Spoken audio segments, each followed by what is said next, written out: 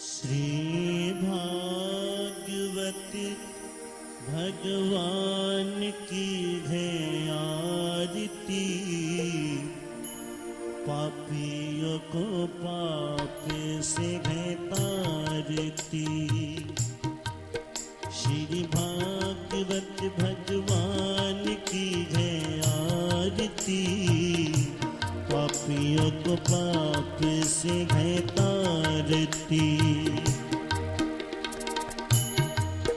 ये अमर ग्रंथ ये मुक्ति पंथ ये पंचम वेद निराला, नव ज्योति जगाने वाला। ओ नव ज्योति जगाने वाला है, नव ज्योति जगाने वाला। हरि नाम यही हरि ध्यान यही हरि नाम यही हरि ध्यान यही, जग मंगल की आरती, पापियों को पाप से है तारती। श्री भागवत भगवान की है आरती आरती, पापियों को पाप से है तारती।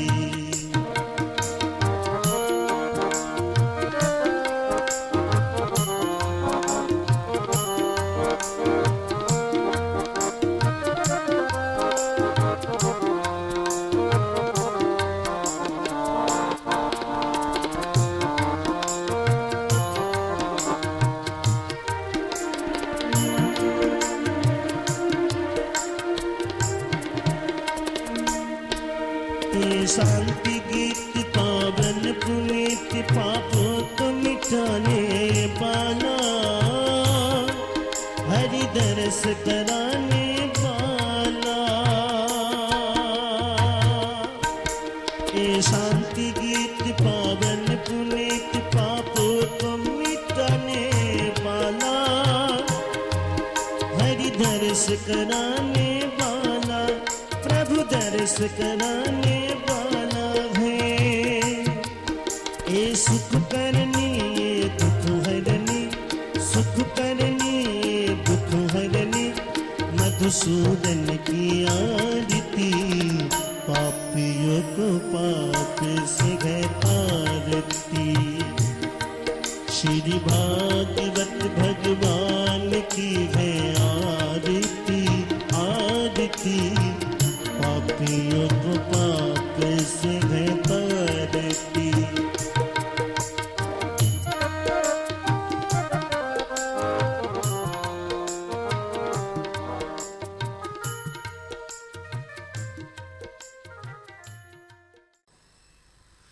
उद्धव नंद बाबा के सांत्वना दिते बाबा রোদন করবেন কেন না বাবা, যাকে লক্ষ্য করে পুত্র বুদ্ধিতে অশ্রু জলে আপনারা বক্ষ প্লাবিত করছেন, সে যে কারুর পুত্র হয় না, সে তো সর্বেশ্বর ঈশ্বর ভগবান। বাবা নন্দ মহারাজ উদ্ধবকে জিজ্ঞাসা করলেন, আমার কৃষ্ণ বলরামের কুশল তো? কৃষ্ণ কি আমাদের কথা জিজ্ঞাসা করে? ব্রজের বান্ধবগণের কথা, ব্রজের সখাগণের কথা? ওগো উদ্ধব, কৃষ্ণের যে প্রাণের প্রাণ, যে গাভীগুলো কৃষ্ণকে এক মুহূর্ত না দেখলে হাম্মা হাম্মা রবে জগৎ মাতাল করে তোলে, সেই গাভী মাগুলোকে ভুলে গেল কৃষ্ণ। ভুলে গেল এই বৃন্দাবনের অপূর্ব শোভা, ভুলে গেল কি তার ব্রজবাসী সখাগণ। সে কি কোনদিন আর আসবে না? একবার কি তার দর্শন আমাদের হবে না? তার সেই মোহন চূড়াযুক্ত মধুর বদন, অলকাবলী দ্বারা পরিমণ্ডিত যে সুন্দর মুখ, এ কি আর দর্শন হবে না আমাদের? এইবার উদ্ধব মহারাজ নন্দ বাবাকে বোঝাতে লাগলেন, বাবা কেন তাকে পুত্র বুদ্ধিতে এমনি করে অশ্রু জলে বক্ষ প্লাবিত করছেন?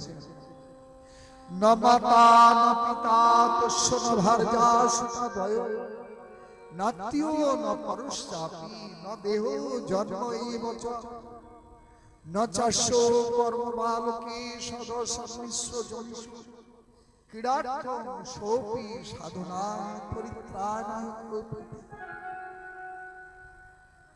মা বাবা, তার যে মা হয় না, বাবা নেই, তার যে ভাই বন্ধু পুত্র কন্যা এই জগতে যে কিছু নাই, সে যে ভগবান ন মাতা, তার এই জগতে কেউ মা বাবা না, ন পিতা তস্য ন ভার্যা,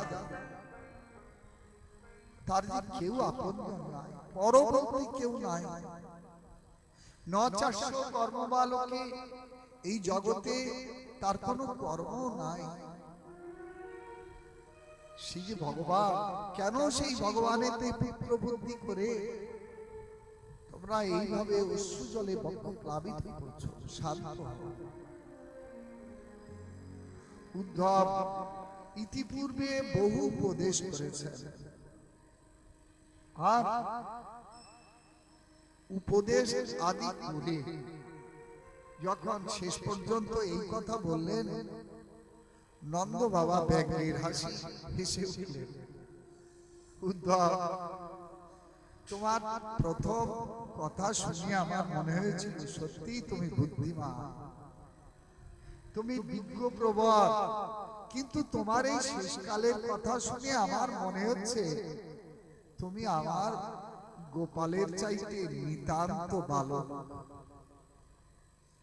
ওরে উদ্ধব, তুমি আমাদেরকে বলছো রোদন করো না? ওরে উদ্ধব, আমি জানতাম ও আমার ঔরসজাত সন্তান, কিন্তু তুমি যখন এসে বললে যে স্বয়ং ভগবান, সে সর্বেশ্বর ঈশ্বর, আর এই ভগবান যে পুত্র রূপে আমাদের এসেছিল, আর সেই পুত্র আহারা হয়ে আজকে আমরা রোদন করব না?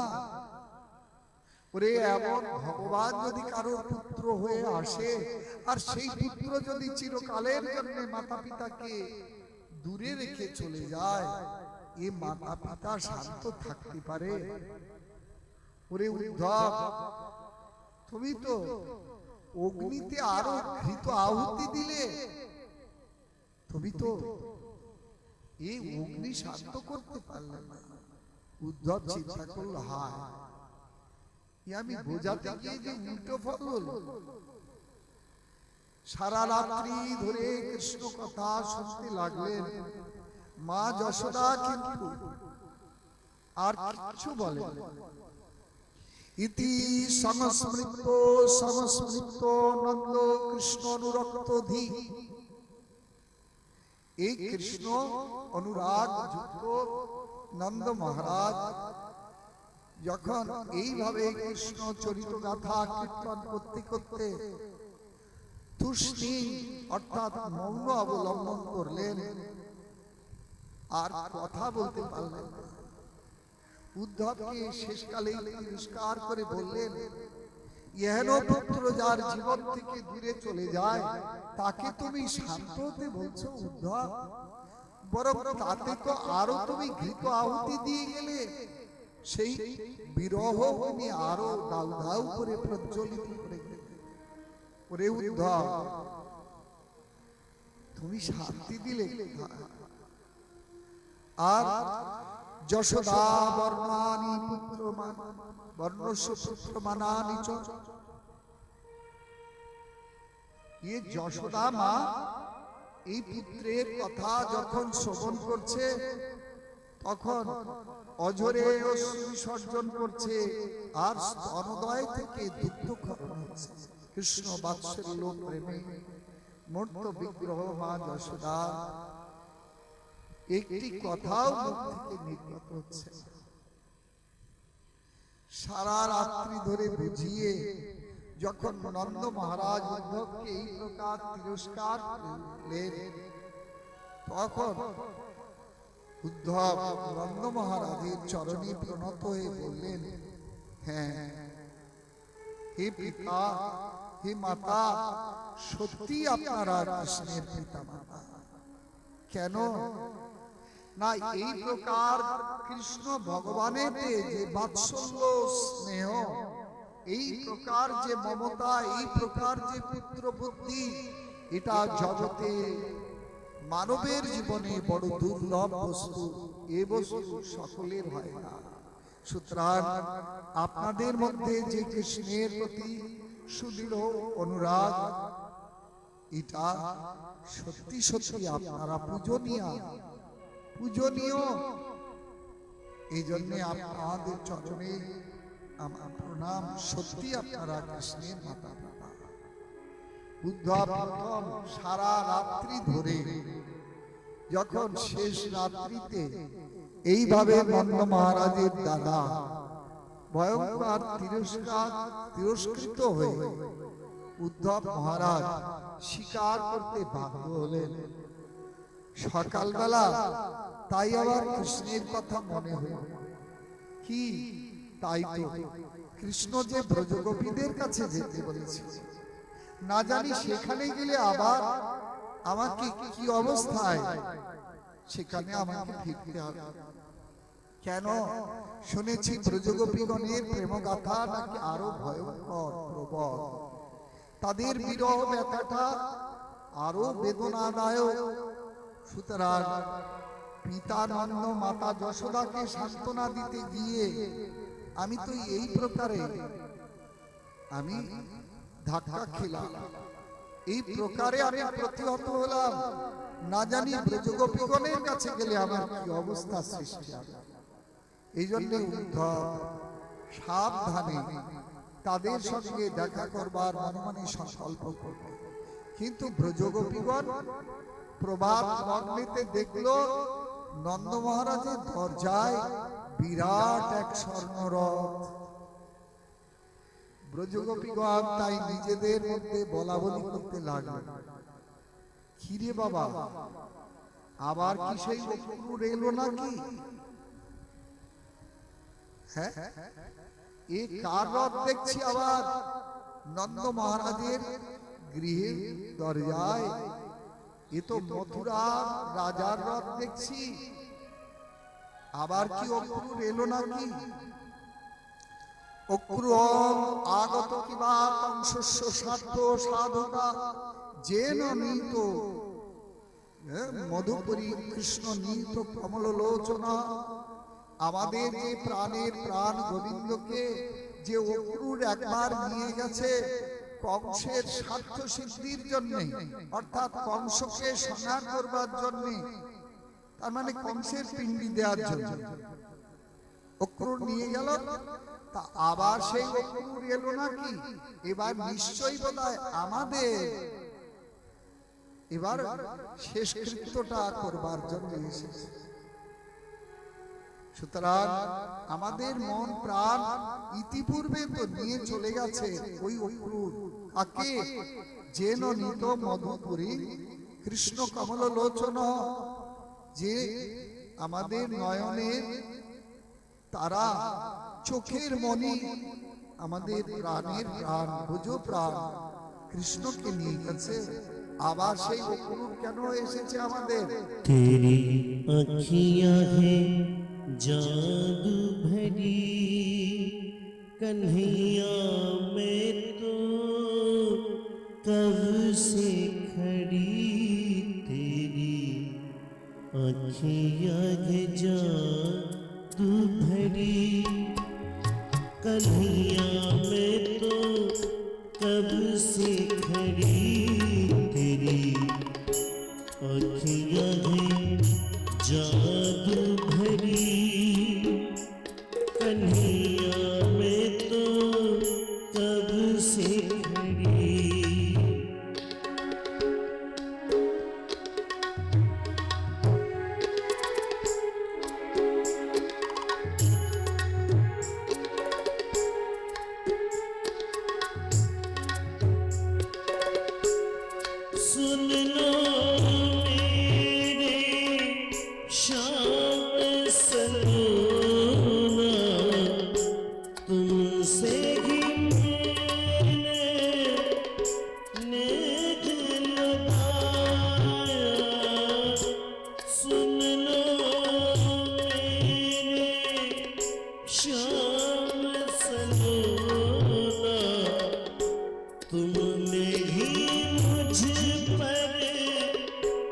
कर दिया तो ना कर दिया तो ना तेरी बात खड़ी भिखारी मैं तो कब से खड़ी तेरी अखियाँ है जादू भरी कन्हैया मैं तो कब से खड़ी मेरे कन्हैया मेरे नंद लाला मुरली माला मेरे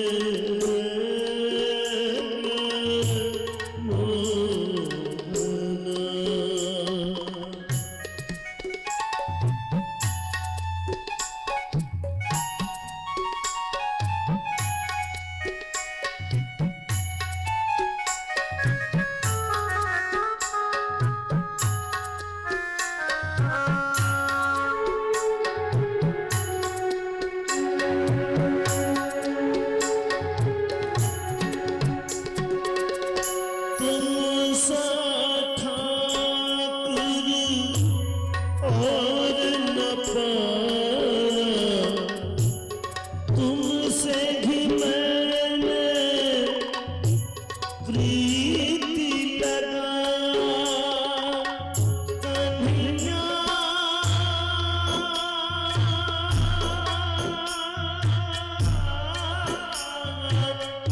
मेरे नंद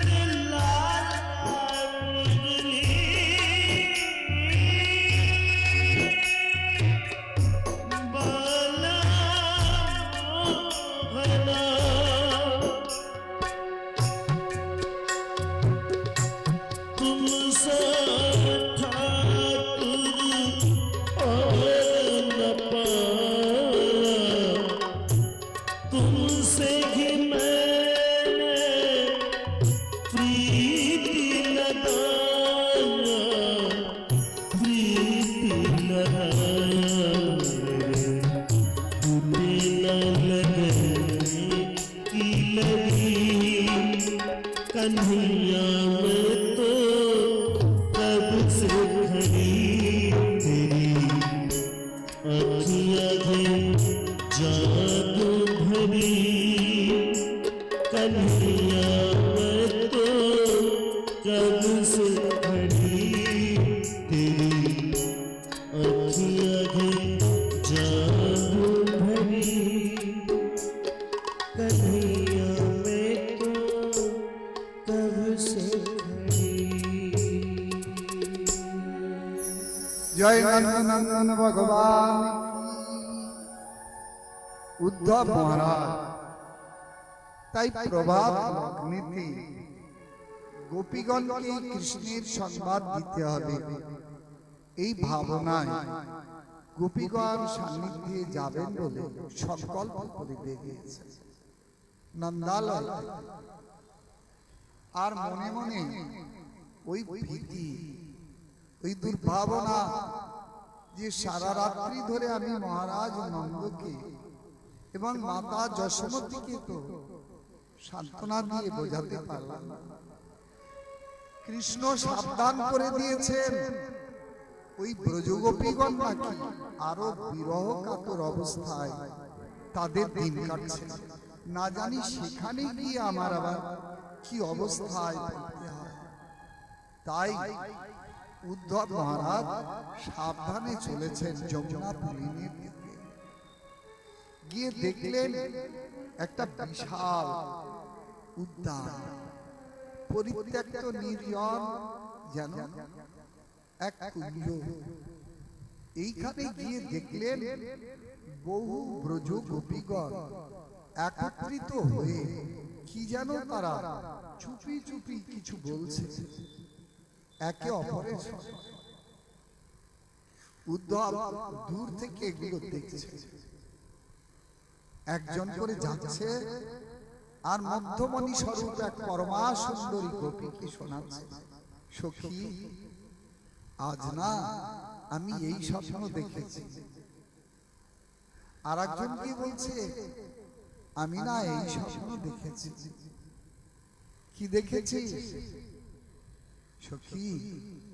দেখলাম আমরা মথুরার পথে গোদুগ্ধ ক্ষীরসর নবনীত নিয়ে যাচ্ছি মথুরার হাটে বিক্রি করবার জন্য।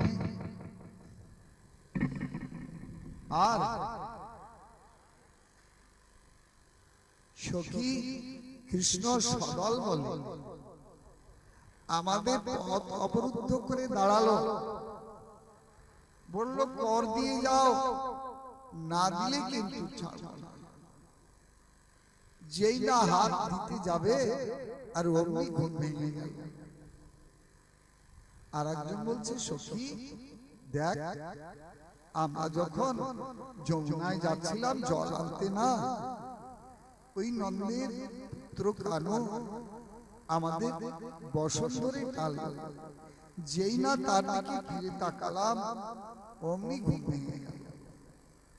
এই প্রকারে এক একজন এক এক ভাবে এসে ওই মধ্যমণি স্বরূপ পরমা সুন্দরী এক গোপীকে এই সকল প্রশ্ন করছে আর নিজের নিজের স্বপ্নের বৃত্তান্ত জানাচ্ছে। সখী তুই কিছু দেখিসনি?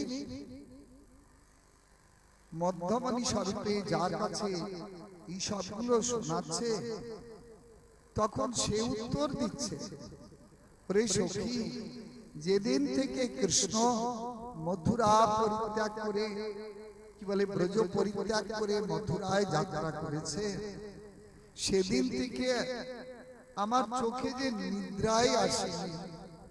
আমি কি করে স্বপ্ন দেখব? যদি নিদ্রা আসে তবে তো স্বপ্ন দেখা। আর নিদ্রা যদি না আসে তাহলে স্বপ্ন বা কোথা থেকে আমি দেখব? উদ্ধব দূর থেকে এগুলো শুনছে আর হায়,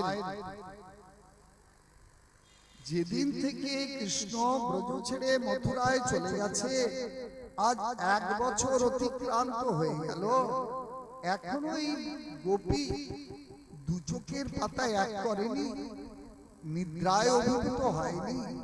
হায়, এরা কি প্রকার কৃষ্ণ বিরহে ব্যাকুল হয়ে দিন যাপন করছে। উদ্ধবকে দেখলেন যে ওই রথ এসেছে, উদ্ধবকে দেখেই বুঝতে পারলেন যে কৃষ্ণের মতো দেখতে, কিন্তু ওই কৃষ্ণ নয়। উদ্ধবের পরিচয় জিজ্ঞাসা করে বুঝলেন উদ্ধব কৃষ্ণ সখা, কৃষ্ণ কর্তৃক প্রেরিত হয়ে ব্রজবাসীগণকে সান্ত্বনা দেওয়ার উদ্দেশ্যে কৃষ্ণই পাঠিয়েছেন। হায় প্রাণ গোবিন্দ, এতকাল পরে তুমি নিজে না এসে আজকে তোমার সখা বলে পরিচিত দূত হিসাবে তাকে পাঠালে। কৃষ্ণ বিরহে ব্যাকুল ব্রজগোপীগণ উদ্ধবকে তাই নির্জনে, তাই উদ্যান মধ্যে বসালেন।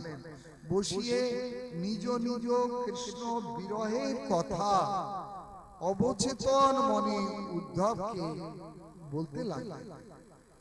উদ্ধব যত শুনছে আর তত তন্ময় হয়ে যাচ্ছে। কৃষ্ণের প্রতি এই প্রকার এদের অনুরাগ, হায় হায়, এটা তো আমি কোনোদিন কল্পনাই করতে পারিনি যে কৃষ্ণের জন্য কারো হৃদয়ে এই প্রকার প্রীতি, ভালোবাসা, অনুরাগ সঞ্চিত আছে। হ্যাঁ, আমি শাস্ত্র অধ্যয়ন করেছি, আমি বৃহস্পতির শিষ্য, শাস্ত্রের অনেক জ্ঞান আমার আছে, কিন্তু সত্যি সত্যি জ্ঞানের অতল তলে যে পবিত্র কৃষ্ণ ভক্তির এই সুন্দর রূপটা, এটি কোনদিন আমি দেখিনি। হায়, এই ব্রজগোপীগণ বনবাসিনী গোয়ালিনী, না জানে এরা শাস্ত্রের কোন সিদ্ধান্ত, না আছে এদের কোন আক্ষরিক জ্ঞান, কিন্তু কৃষ্ণের জন্য শুদ্ধ যে প্রেম এদের হৃদয়েতে সঞ্চিত আছে। হায়, এর সন্ধান আমি কোনো কালেই জানতে পারতাম না যদি মথুরায় আমি থাকতাম। যদি মথুরা থেকে সখা কৃষ্ণ যদি ব্রজে না পাঠাতো, তাহলে তো আমি কোনোদিন জানতে পারতাম না ব্রজগোপী হৃদয়ের গভীর অন্তঃস্থলে কৃষ্ণের জন্য যে কি প্রকার এই অনুরাগময়ী ভক্তি সঞ্চিত আছে। এমন সময় সেখানে একটা ভ্রমর এসেছিল, কালো ভ্রমর। এই কালো ভ্রমরকে দেখেই না আজকে এই ব্রজগোপীগণ অবচেতন মনে কৃষ্ণের সঙ্গে তুলনা করে নানান রকম তাদের ভাবের প্রকাশ মুখ বিবরে বলতে লাগলেন, যাতে আছে কৃষ্ণ বিরহের তীব্র জ্বালা, আছে কৃষ্ণ বিরহের তীব্র অনুরাগময়ী ভাষা। এইগুলো যখন অবচেতন মনে, এর নাম ভাগবতে যে পঞ্চগীতি বলে আছে তার মধ্যে এটা হলো ভ্রমর গীতি। কিন্তু এর যে কথাগুলো বর্ণনা আছে সেই কথাগুলো আমাদের শোনার কারোর অধিকার নাই। এই জন্য অনধিকার চর্চা করে সেই কৃষ্ণ বিরহিনী ব্রজ গোপীগণের হৃদয়ের অন্তঃস্থলে যে সুন্দর এক কৃষ্ণ ভক্তির মহা মাধুর্যের ভান্ডার, ওতে প্রবেশ করবার অধিকার অন্তত আমার মতো ক্ষুদ্র জীবের নাই। আমি কি করে আপনাদের সামনে তা ব্যক্ত করব? অধিকার প্রাণ গোবিন্দ যদি কোনদিন দেয়, তাহলে হয়তো ব্রজগোপীর অন্তরে কৃষ্ণের জন্য যে শুদ্ধ প্রেম ভক্তির ভান্ডার আছে, কিভাবে সেটি উদ্ধবের কাছে ব্রজগোপীগণ ব্যক্ত করেছিলেন, যা শুনে উদ্ধব মহারাজ অভিভূত হয়ে ব্রজগোপীগণের সান্নিধ্য পরিত্যাগ করে আর মথুরায় ফিরতে পারেন। উদ্ধব এক টানা সেখানে 7 মাস অবস্থান করেছিলেন। যে উদ্ধব কৃষ্ণের কাছে প্রতিশ্রুতি দিয়েছিলেন, আমি সকালে যাব, বিকালে আসব। অবশ্য এক একজন আচার্য এক এক ভাবেতে আস্বাদন করেছেন। কেউ বলেছেন 3 মাস পরে ফিরে এসেছেন, কেউ বলেছেন 7 মাস পরে ফিরে এসেছেন। যেভাবে যিনি আস্বাদন করেছেন দীর্ঘকাল পরে, তাই উদ্ধব মহাশয় যখন মথুরায় ফিরছেন, কৃষ্ণের কাছে গিয়ে অভিযোগ জানালেন। কি অভিযোগ জানালেন? তুমি এইরকম নিষ্ঠুর, এইরকম পাষাণ হৃদয় তোমার, আমি আর তোমার কাছে থাকতে চাই না। আমি গোপীদাস হয়ে এসেছি, আমি গোপীগণের কাছে।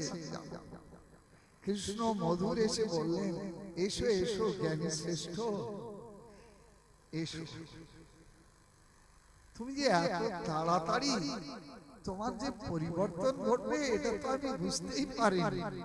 তুমি সকালে যাচ্ছি বিকালে ফিরবো বলে তুমি সেই যেই গেলে, উদ্ধব যেন ব্রজগোপী প্রেম তটিনীতে এমন করে ডুব দিলেন যে ওইখানে এক ডুবেতেই উদ্ধবের 7 মাস অতিবাহিত হয়ে গেল। যখন 7 মাস পরে উদ্ধব গোপীদাস হয়ে ফিরছেন, তখন কৃষ্ণ মধুর এসে যখন বললেন, এসো এসো জ্ঞানী শ্রেষ্ঠ, এতদিন তুমি কেমন ছিলে? তখন উদ্ধব রেখে গিয়ে বলল যে আজ তুমি এইরকম কঠোর হৃদয়, তোমার সঙ্গ করার আমার সত্যি ইচ্ছা নেই। আমি গোপীদাস হয়ে এসেছি, আমি গোপীগণের কাছেই ফিরে যাব। সত্যি তো উদ্ধব গোপীদাস হয়েছে। কেন না? উদ্ধব গোপীগণের এই প্রেম মাধুর্যের গভীরতা দর্শন করে উদ্ধব বিধাতার কাছে অন্তিমে প্রার্থনা করে এসেছেন ব্রজ থেকে। গোপীগণে এই প্রেমের গভীরতা বুঝে উদ্ধব বুঝেছিলেন এই বনবাসিনী, এই শাস্ত্র জ্ঞানহীনা ব্রজগোপীগণের হৃদয়ে যে শুদ্ধ কৃষ্ণ ভক্তি আছে, হে ভগবান, এই রকম ভক্তি যদি আমি কোনদিন কৃষ্ণের চরণে এই রকম অনুরাগ লাভ করতে পারি, তবে আমার মনুষ্য জীবন ধন্য হবে। কিন্তু সেই অনুরাগ লাভ করব কি করে? আমি তো শাস্ত্র জ্ঞানেতে আমার যথার্থ অধিকার আছে। শাস্ত্র শুনিয়েছেন যে যদি কৃষ্ণ প্রেম ভক্তি লাভ করতে হয়, তার উপায় হলো একটা, কি না ভক্ত পদ ধুলি আর ভক্ত পদ জল। ভক্ত ভক্ত শেষেই তিন সাধনের বল, এ তিন সেবা হইতে কৃষ্ণে প্রেমা হয়, পুনঃ পুনঃ সর্বশাস্ত্রে পুকারিয়া কয়। তাতে বিশ্বাস করি শুনো ভক্তগণ, বিশ্বাস করিয়া করো এই তিন সেবা। সুতরাং এই ব্রজগোপীগণের চরণ রেণুতে যদি আমার দেহের অভিষেক আমি করতে পারি, ওই ভক্ত শ্রেষ্ঠা ব্রজগোপীগণের চরণ ধুলিতে যদি আমি সর্বাঙ্গ অনুলেপন করতে পারি, তাহলে হয়তো তেমনি করে ব্রজগোপীগণের মতো একটু শুদ্ধ ভক্তি আমি লাভ করতে পারব। কিন্তু তা কি করে সম্ভব? এই ভক্ত শ্রেষ্ঠা গোপীগণ তা তো দেবে না। আর এটা যারা আমরা বুঝি না, তারা তো জবরদস্তি নিতে চাই, কেড়ে কুড়ে নিতে যায়, জোর করে হাত দিই। তাই তো বলি, চরণটা তো আপনার না। আবার খুব বিজ্ঞ বাণী শুনিয়ে দেন, চরণটা যে ভক্তের, একটু চরণধুলি দেবেন না। কিন্তু চরণধুলি নেয়ার যে পরিপাটি এটা না। চরণধুলি যদি নিতে চান, তাহলে যার চরণধুলি নেবেন সে যদি জানতে পারে, তাহলে ওই চরণধুলি নিয়ে কোনো কাজ হবে না। যার উচ্ছিষ্ট নেবেন যে ভক্তের, এ ভক্ত যদি জানতে পারে যে আমার উচ্ছিষ্ট নিল, তাহলে যে নেবে তারও কোনো কাজ হবে না, আর যে দেবে তারও লাভ হবে না, বরং লোকসান সর্বই। সেটা নিতে হবে কি করে?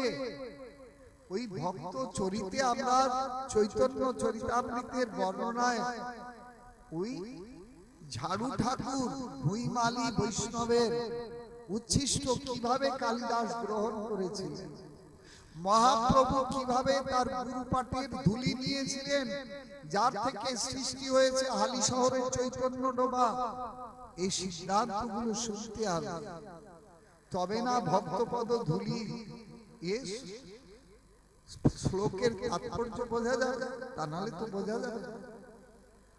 এই জবরদস্তি যারা নিষেধ করবে, তাদের জবরদস্তি পায়ে হাত দিয়ে এভাবে ধুলা নিলে কোনো কাজ হবে না।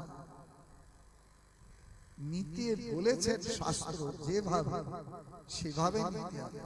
তন্মধ্যে এই কৃষ্ণ পার্শ্বদগণের মধ্যে ভক্ত শ্রেষ্ঠ উদ্ধব মহারাজ, তিনি কি করছেন? তিনি কিভাবে এই কৃষ্ণ ভক্ত শ্রেষ্ঠা ব্রজগোপীগণের চরণ ধুলি নিচ্ছেন, কিভাবে প্রার্থনা জানিয়েছেন, এখানে সেইটাই বর্ণনা দিয়েছে। যখন গোপী অনুরাগে গোপী রেণু গ্রহণ করবার জন্য উদ্ধবের হৃদয় এমন ব্যাকুল হলো, তখন বিধাতার কাছে প্রার্থনা জানালো উদ্ধব মহারাজ, হে বিধাতা, আমাকেই ব্রজভূমিতে গুল্ম লতা ঔষধির দেহ দান করো। আমি বড় বৃক্ষ হয়ে এখানে থাকতে চাই না, কেন? আমি মাটির সঙ্গে মিশে থাকতে চাই। কেন কেন? ওই প্রাণ গোবিন্দ শুনিয়েছেন, ব্রজ গোপীগণ জানে যে কৃষ্ণ বৃন্দাবন ছেড়ে কোথাও যায় না।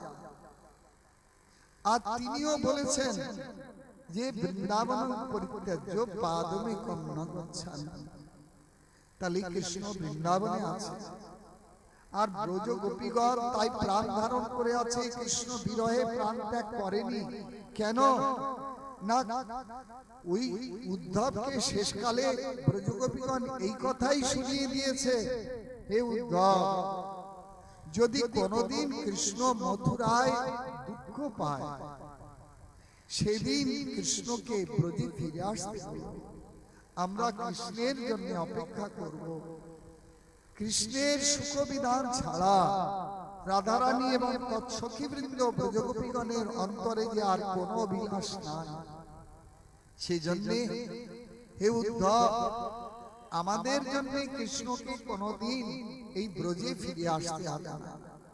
যদি কোনদিন কৃষ্ণ মথুরায় দুঃখ পায়, কেউ তাকে দুঃখ দেয়, সেদিন কৃষ্ণকে ফিরে আসতে হবে।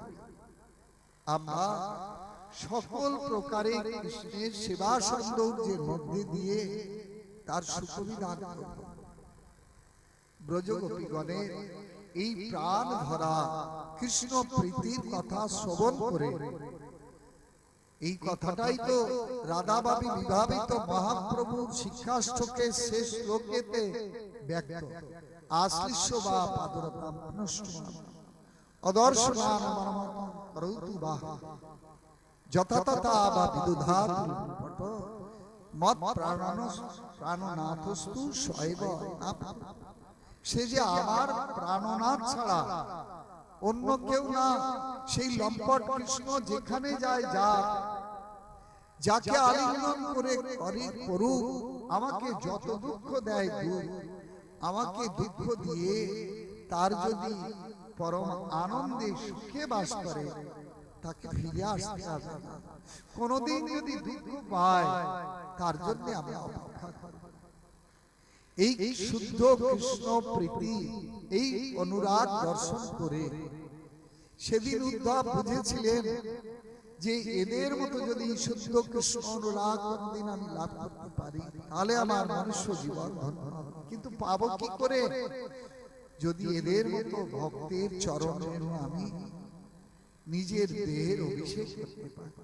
তাই তো প্রার্থনা করলেন, আশামহ চরণে রেণু জুষামহং শ্যাম বৃন্দাবনে কিমপি গুলমলতৌষধীনাম ইয়াদুস্তজ্জ সজন আর্য প্রথম সহিত্বা বেজুর মুকুন্দ পদবী সুতি ভীর্বিমেয়া। হে বিধাতা, তুমি আমাকেই ব্রজভূমিতে লতা গুল্ম ঔষধীর দেহ দান করো।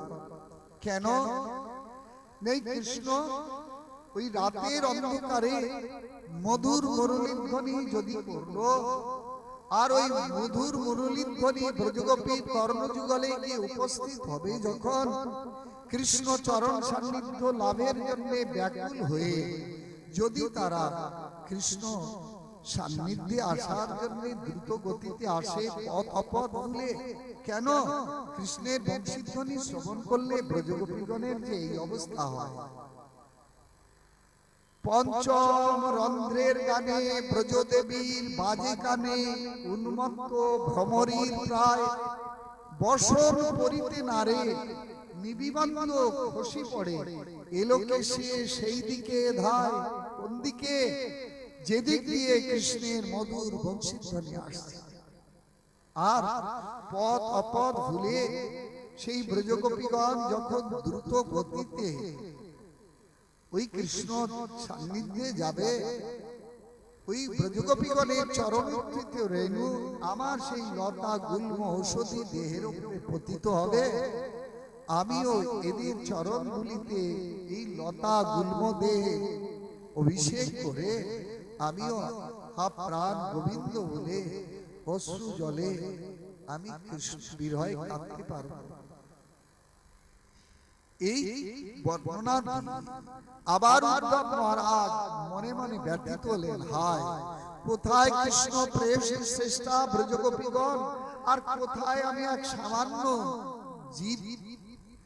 কিন্তু বামন হয়ে চাঁদ ধরার মতো অভিলাষ,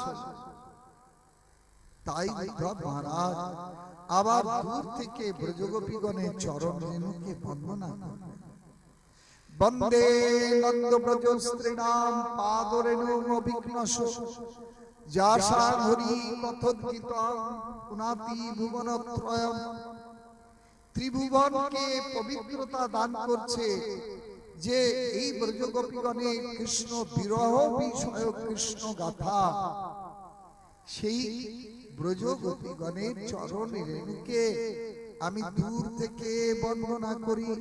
যদি তার একটি চরণ রেণু কণা যদি আমার প্রতি কৃপা বর্ষণ করে, নিশ্চয়ই আমি ব্রজগোপীগণের দাস হয়ে, আমি এই দাসী হয়ে আমি এই ব্রজভূমিতে জন্মগ্রহণ করতে পারব।